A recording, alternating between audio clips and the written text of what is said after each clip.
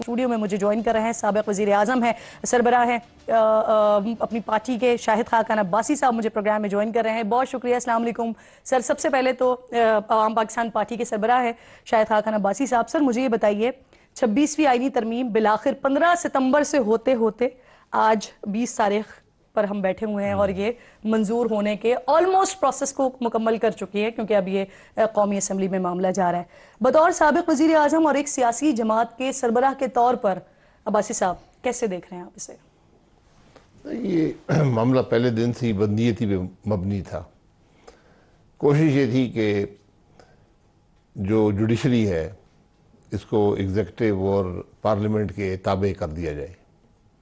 یہ پہلے دن سے یہ کوشش تھی اور پہلے جو کوشش تھی وہ بہت ہی بدترین قسم کی تھی. اب جو بل سامنے آیا ہے جو پاس ہوا ہے سینٹ سے وہ بھی بہت حد تک جو جوڈیشری کے معاملات ہیں وہ ایگزیکٹو یا پارلیمنٹ کے تابع کر دیتا ہے. اس سے یقیناً جو انڈیپینڈنس ہے جوڈیشری کی اس پر بڑا فرق پڑے گا.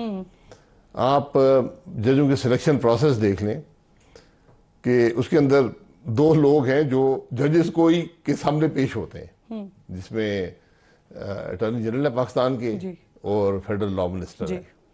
تو یہ کون سا طریقہ ہے جج سلیکٹ کرنے کا؟ اور سب سے جو امپورٹنٹ بات ہے جو ایشو ہے ججز کی یہاں ہوگا کیا میں آپ کو بتا دیتا ہوں. آج ججز کیسے سلیکٹ ہوں گے؟ اب میں سودے بازی ہو جایا کرے گی. ایک بندہ میرا لے لے ایک بندہ تمہارا لے لیتے ہیں. دونوں غلط ہوں گے. آپ نے جیسے امینڈمنٹ دیکھی ہے کہ امینڈمنٹ کہاں سے شروع ہوئی کہاں پہ پہنچی ہے لیکن جو بنیادی مقصد تھا وہ حل کر لیا گیا ہے کہ جوڈیشری اب جو ہے اس کی ورکنگ بھی یعنی اس کی جو کانسٹیٹیوشنل بینچ ہوگا وہ بھی پارلیمنٹ کے تابع ہے. اچھا سر آپ کی جو سابقہ جماعت ہے یعنی مسلم لیگ نون وہ کہہ رہے ہیں کہ آج تو بڑا ایک تاریخی دن ہے کیونکہ 19ویں ترمیم جو ہوئی تھی وہ ایک چیف جسٹس کے کہنے پر کی گئی تھی یا زور زبردستی سے کی گئی تھی جسے آج ختم کیا گیا ہے کیونکہ پہلے تو یہی تھا. اس کو ختم کر دیتے نا صرف اس کو ختم کرتے. آپ نے اسے بھی بدترین نظام ڈال دیا. اچھا تو اس کو کیوں مانا تھا؟ نہ مانتے اس کی بات کیوں بلیک میل ہوئے تھے؟ دیکھیں نا اصولوں پہ کھڑے رہنا چاہیے نا. تو یہ مان لینا کہ ہم نے ایک بلیک میل ہو کر ایک ترمیم کی تھی آج ہم نے وہ ختم کر دی. اس کو ختم کر دیتے کہتے ہیں اس میں جو ایشوز ہیں وہ ختم ہو جاتے. اب آپ دیکھ لینا ہو کیا رہا ہے. آپ نے چلے شکر ہے جو وہ عدالت تھی کانسٹیٹیوشنل کورٹ جس کو کہا جا رہا ہے کہ یہی سب سے بڑی ضرورت ہے ملک کی. ہم نے وعدہ کیا ہوا ہے چارٹر آف ڈیموکریسی میں وہ کہاں گیا؟ تو شکر ہے وہ تو نہیں آئی. قائد اعظم کا خواب بھی لے کر چل رہے تھے بلاول. جی میں بڑی عجیب بات ہے. تو اب کانسٹیٹیوشن بینچ بن گیا تو بھائی جوڈیشری کو بنانے دینا. آپ کل اگر جوڈیشری آپ سے یہ کہے کہ آپ کی پارلیمنٹ میں بنایا کروں گی یا آپ کے جو کمیٹیز ہیں ای سی سی میں بناؤں گی تو پھر یہ کیسے معاملہ چلے گا؟ تو آپ بڑا کلیئر ایک انڈیپینڈنس آف جوڈیشری پہ آپ ہاتھ سے ڈال رہے ہیں بڑا کلیئرلی اوپنلی بلیٹنٹلی. یہ اس طرح کے معاملات چلتے نہیں ہیں. یہ ہمیشہ نقصان دیتے ہیں. سر یہ کالے سانپ کے دانت توڑ کر زہر نکال دیا ہے مولانا فضل الرحمان صاحب نے آج کا. آپ نے سنا ہوگا یقیناً ان کا اسٹیٹمنٹ ہی ہے. وہ کس زہر کی بات کر رہے ہیں کس کالے سانپ کی بات کر رہے ہیں؟ نہیں میں نے سنا اسٹیٹمنٹ نہیں سنا لیکن اس میں حقیقت ہے کہ جو پہلے کر رہے تھے وہ تو مکمل تباہی تھی. آج کچھ حد تک تباہی میں کمی آ گئی ہے. ایفیکٹ وہی ہوگا خرابی پیدا ہوگی اس میں کوئی شبہ نہیں ہے. اور میں ہمیشہ کہتا ہوں مجھے یہ بتا دیں کہ اس امینڈمنٹ سے پاکستان کے عوام کا کیا بھلا ہوگا. لیکن عباسی صاحب یہ بھی تو ہے نا کہ دیکھیں پارلیمنٹ کا تو استحقاق ہے نا اور اگر آئین سازی پارلیمنٹ نہیں کرے گی تو پھر کون کرے گا؟ نہیں آپ آئین سازی کریں نا. ایک انڈیپینڈنس آف جوڈیشری بھی ہے. آپ اس کے اندر آج داخل ہو گئے کہ ہم ڈیسائیڈ کریں گے کہ بینچ کیسے بنے گا. ہم ڈیسائیڈ کریں گے کہ چیف جسٹس کون بنے گا. 3 آدمیوں کی کمیٹی بنے گی ہم ڈیسائیڈ کریں گے. بھئی کیوں آپ کیوں ڈیسائیڈ کریں گے؟ ایک نظام بنا دینا. ایک نظام ایسا ہو. اور ججز کی سب سے امپورٹنٹ ججز کی سلیکشن ہے. جوڈیشری کی کو بہتر کرنے میں جو ریفارم کی بات کرتے رہتے ہیں سب سے امپورٹنٹ ہے کہ آپ ججز کیسے سلیکٹ کریں گے. یہ لے دو کہ بنیاد پہ ججز جو ہوں گی یہ بالکل تباہی. لیکن سر آپ یا دیگر لوگ جس پہلے پروسیس کی بات کر رہے ہیں یا اس کی تعریف کر رہے ہیں وہ پروسیس بھی تو اسی پارلیمنٹ نے ہی بنایا. جی وہ غلط تھا نا. وہاں بھی یہی ہوا تھا کہ آپ نے جو طریقہ رکھا اس کو فالو ہی نہیں کیا گیا، تو آپ اس طریقے کو واپس لے آتے، وہ طریقہ بھی درست نہیں تھا، کیونکہ ججز کی سلیکشن جو ہے وہ ایک پبلک پروسیس کے ذریعے ہونی چاہیے، کہ جو جج بننے آئے اس کی پوری زندگی پاکستان کے عوام کے سامنے رکھ دیں۔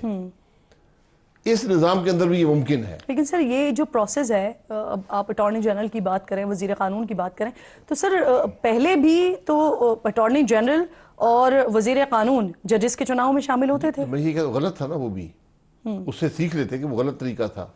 جو لوگ ان کے سامنے پیش ہو رہے ہیں، پہلے پارلیمنٹری کمیٹی کے سامنے نام آتے تھے، پارلیمنٹری کمیٹی موجود تھی، لیکن جج نے کہا تھا کہ یہ جو مرضی فیصلہ کریں ہم تو بنا دیں گے ججز کو، تو اس میں یہ تھا کہ کوئی شخص بھی بولتا ہی نہیں تھا۔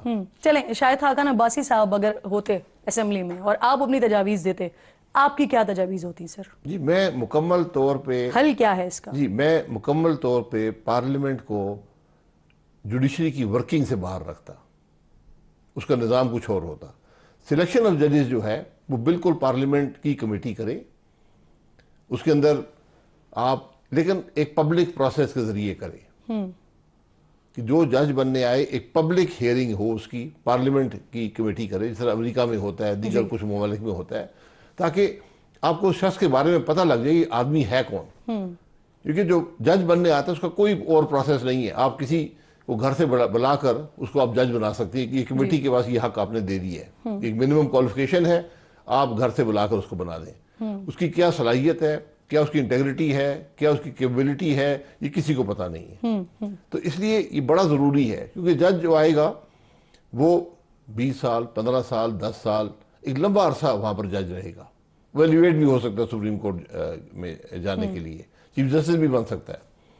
تو آپ کو لوگ ایسے چاہیے جن کی انٹیگریٹی ہو، جن کی صلاحیت پہ کوئی شبہ نہ ہو۔ اچھا یہ بتائیے سر کہ پاکستان تحریک انصاف کے کردار کو آپ کیسے دیکھ رہے ہیں؟ آج جب مولانا فضل الرحمان صاحب کے ساتھ آئے بیرسٹر گوہر، تو یہ بھی بات ہوئی کہ جو کچھ اب اس نئے مسودے میں جو آج ہو گئی ہے ترمیم 22 نکات کے ساتھ، اس سے وہ متفق بھی ہیں، لیکن احتجاجاً وہ اس کا بائیکاٹ بھی کر رہے ہیں۔ آپ نہیں سمجھتے سر کہ پاکستان تحریک انصاف بطور سب سے بڑی اپوزیشن جماعت کے ان کو اس کا حصہ ضرور ہونا چاہیے تھا، بھلے سے وہ مخالفت کرتے، لیکن اگر اس پہ کچھ غلط ان کے نزدیک اگر کچھ غلط ہو رہا تھا تو وہ وہاں پر کھڑے ہو کر اس کی بات تو کرتے؟ جی بالکل بات کرنی چاہیے تھی، حالانکہ یہ جو جس طرح جس پروسیس سے یہ ترمیم آئی ہے بالکل غلط ہے۔ اس طرح یہ پارلیمنٹری پروسیس آپ کو قانون اجازت دیتا ہے کہ رولز کو سسپینڈ کر کے یہ کام کر لیں، لیکن طریقہ یہ ہوتا ہے کہ ترمیم اگر آپ کرنے جا رہے ہیں ترمیم ہاؤس میں لے کریں، کمیٹی کے پاس جائے، وہاں پر اس پہ بحث ہو، وہاں رپورٹ بنے، وہ پارلیمنٹ کے سامنے آئے، یعنی اس ہاؤس کے سامنے آئے، سینٹ ہو یا قومی اسمبلی، پھر وہ ہاؤس اس کو ڈیبیٹ کرے، اس کو ان چیزوں کو ایکسیپٹ کرے یا نہ کرے۔ تو ایک کا پروسیس اس عمل میں نہیں ہے، ٹھیک۔ اور بدقسمتی سے جو پی ٹی آئی ہے وہ اپوزیشن کا رول بھی ادا کرنے میں ناکام رہی ہے۔ یہ کم از کم ابھی بھی آ کر ہاؤس میں آپ بات تو کر سکتے تھے نا، آپ وہاں پر کہتے ہر شیک پر کہ ہم بات کریں گے، ہم اس میں یہ امینڈمنٹ چاہتے ہیں، جی وقت مانگتے، کہتے ہیں ہمیں وقت دیں، ہم اس کو دیکھیں گے۔ یہ تو لے ہوئی ہے، پہلی دفعہ لوگوں نے کیوں دیکھی نہیں ہے۔ کر سکے سر؟ کیا نا تجربہ کاری ہے جو اس وقت لیڈرشپ ہے ان کے پاس کوئی تجربہ نہیں ہے، یا کوئی اور مسئلہ ہے؟ کیوں نہیں کر سکے؟ یہ اپوزیشن کا کردار خوف ہے، میں آپ کو بتا رہا ہوں، خوف ہے۔ تو ابھی اب اس کے بعد جو ہے وہ ترمیم کے بعد ان کے لیے مشکلات بڑھیں گی، کم ہوں گے؟ اور خوف کس کا سر؟ مشکلات کیا بڑھیں گی کسی کے لیے؟ کیا پارلیمنٹ کا ممبر ہونا جرم ہوتا ہے؟ کیا کسی چیز کے خلاف ووٹ کرنا جرم ہے؟ یہ طریقہ ہوتا ہے سیاست کا۔ آج اس حکومت نے کون سی سیاست اپنائی ہے کہ آپ بل بھی ڈیبیٹ نہیں کر سکتے ہاؤس میں؟ دیکھیے پوری دنیا چیزوں کو دیکھتی ہے، یہ آپ کے ملک پر بڑا اثر پڑتا ہے ان باتوں کا، کہ آپ ابھی ترمیم کر رہے ہیں، ایک مستقل چیز ہے آئین کے اندر، آپ ترمیم کر رہے ہیں اور کسی کو آپ نے دکھایا نہیں ہے، آپ لے کرتے اور پاس کر دیتے ہیں، کوئی اس میں ڈیبیٹ نہیں ہے، کوئی کمیٹی میں نہیں گیا، کوئی پاکستان کے عوام نے نہیں دیکھا، آپ نے پاس کر کے کہا یہ لو جو ہم نے پاس کر دیا اب دیکھو اس کو۔ یہ طریقہ نہیں ہوتا ترامیم کا یا قانون سازی کا۔